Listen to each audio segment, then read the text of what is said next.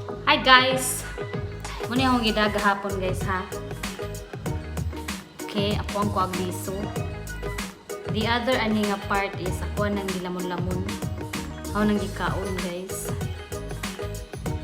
So, waman ko ilaing mga kauban na rin guys. So, ako lang usang magkakaon-kaon na rin. Okay lang.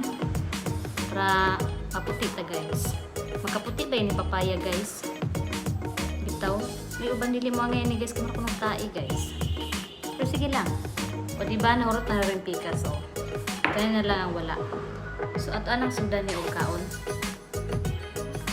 Sundan na to ni kaon before pa mahurot ang 1 minute video.